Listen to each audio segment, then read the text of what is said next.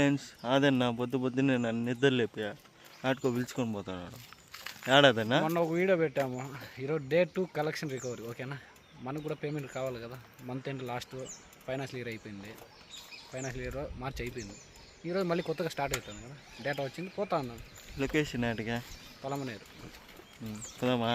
పోదాం బా, స్టార్ట్ అవ్వు.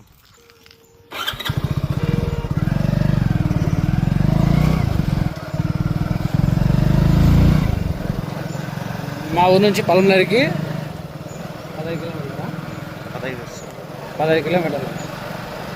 ఆటు నుండి పొలంనేరు నుంచి ఒక 3 కిలోమీటర్లు, మొత్తం 18 కిలోమీటర్లు. రాను పోను 18, 36 కిలోమీటర్లు. ఊరికే వస్తుంది ఫ్రెండ్స్. మనకి ఫీల్ అలవెన్స్ ఎంత అవుతుంది, ఎండకి ట్యాన్ అయిపోతాము, అసలు వేడి తట్టుకోలేకపోతాము.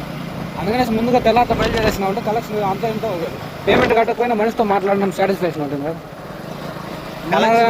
వేరే పని ఏమన్నా ఉందేనా? మొన్న ఒకటి కుక్క గరిచిందబ్బా. గీకింది అది. అట్లా దానికి టీ కాయిపించుకోవాలని పోతాను.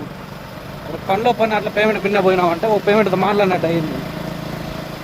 ఈడ కలెక్షన్ రికవరీలో స్ట్రాటజీ ఏం తెలుసుకోవాలంటే ఫస్ట్ నేర్చుకోవాల్సింది ఏం తెలుసా? మార్నింగ్ కస్టమర్లు రైతులు కదా, అందరూ ఆల్మోస్ట్ రైతులు ఉంటారు, పని పోయే వాళ్ళు ఉంటారు, మేస్త్రులు ఉంటారు. మనకి 8 లోపు పోయామంటే కస్టమర్ దగ్గర రీచ్ అయిపోయామంటే కనీసం అంటే 4 విజిట్లు అయినామంటే ఒక విజిట్ అన్న పేమెంట్ అవుతుంది కదా మనం మాట్లాడే మాటను బట్టి.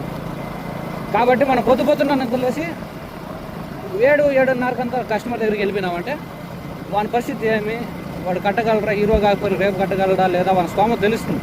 మాట్లాడితే మన ఫోన్లు చేసుకుంటే పేమెంట్లు కావు మా మిత్రమా. అప్పుడుండే కాలం కాదు ఇది. ప్రతి ఒక్కరికి ఆశ ఎక్కువైపోయింది. డబ్బును చూస్తే ఆశలు ఎన్నెన్నో వస్తాయి. కాబట్టి మనం వీలైనంత వరకు మన రికవరీ టీం మనం ఎంత ముందుగా పుష్ చేసుకుంటే అంత విన్న సేఫ్ అయిపోతాం మనం. నా సజెషన్ అది మీరు ఎలా చేస్తారో అది మీ ఇష్టం. రికవరీ టీం అందరికీ, ఒకవేళ నాకు తెలిసిన వాళ్ళందరికీ చెప్తాను.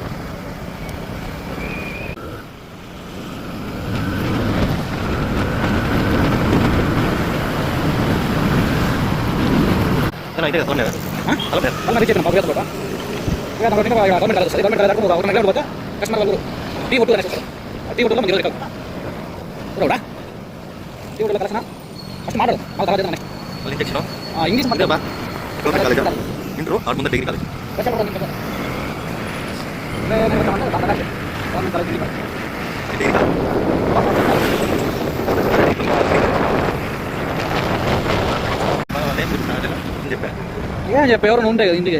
మనం 7:30 పోయినా ఎవరు ఇంటికాడ లేదంటే తప్పు ఎవరిది? మనం ఇంకా ముందరగా పోవాలి, మాదే తప్పదు. ఒక 5 గంటలు లేచి వెళ్ళిపోతే కస్టమర్ మనకు అవైలబుల్గా ఉంటారు.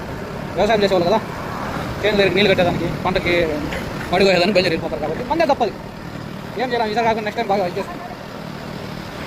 నేరుగా హాస్పిటల్కి పోవడమా, టీకా వేయించుకోవడమా, మళ్ళీ ఎండ వచ్చేస్తుంది కదా, సలన్ పొద్దులు ఇంట్లో పోయి పనుకునే.